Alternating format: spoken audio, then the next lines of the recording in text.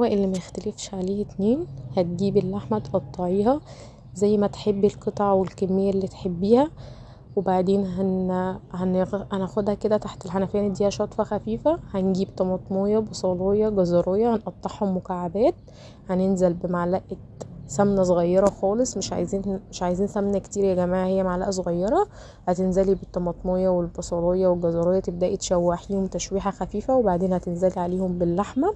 اول ما يسخنوا معاكي كده انزلي عليهم برشة بلح جوز الطيب، وحديتين حبهان قرفة، وحديتين ورق غار. هتبدأي تشوحيهم مع بعض لمدة دقيقتين بالظبط مش اكتر، عشان احنا مش عايزين اللحمة تاخد لون غامق، احنا عايزينها نحتفظ باللون بتاعها الفاتح.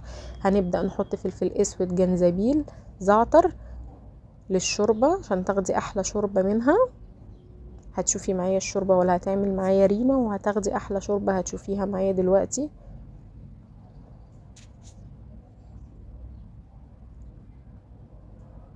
هتنزلي عليهم بالمية المغلية.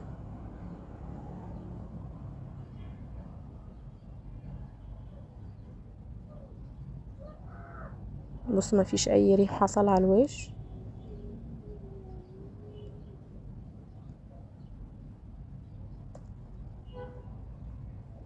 مش محتاجة اشرح لكم، يعني انتوا هتشوفوا دلوقتي الشوربة هتبقى عاملة ازاي.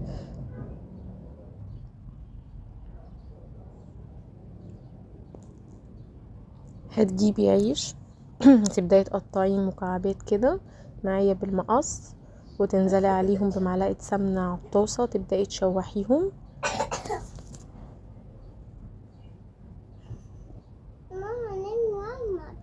كنيهم بقى على جنب لغاية ما نكمل بقية المكونات. هنحتاج هنا 3 فصوص من الثوم، هنبدأ نفرمهم وتحطيهم في الطاسة مع معلقة سمنة، في الحلة مع معلقة سمنة، تشوحيهم وتحطي معاهم معلقة كزبرة ناشفة.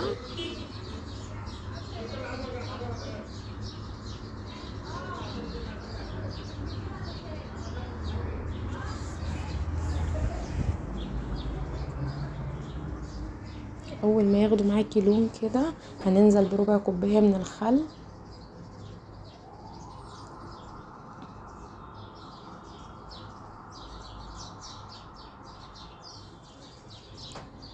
بعد كده هننزل بالطماطم، سواء طماطم او الصلصة اللي احنا مفرزينها مع بعض. يعني انا بصراحة بتسهل عليا الوقت في المطبخ. هنحط فلفل اسود، كمون، بس مش هنحتاج اكتر من كده،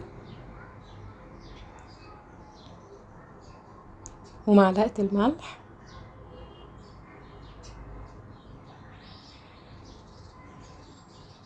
هتهدي بقى عليهم النار وتسيبيهم لغاية ما ياخدوا اللون اللي هتشوفيه معايا دلوقتي. رز شوربة، هنحط هنا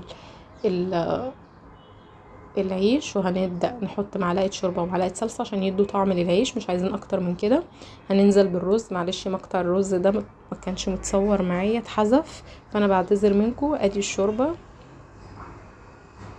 متنسوش يا جماعة تعملوا لي لايكات، لان الصفحة ما فيهاش انفعال خالص، فانا عايزاكم تبداوا تدوسوا على اللايكات كتير، انتوا تخبطوا على الشاشة مرتين. ادي احلى طبق مع احلى شوربة، وهسيبكم بقى مع صوت الاذان.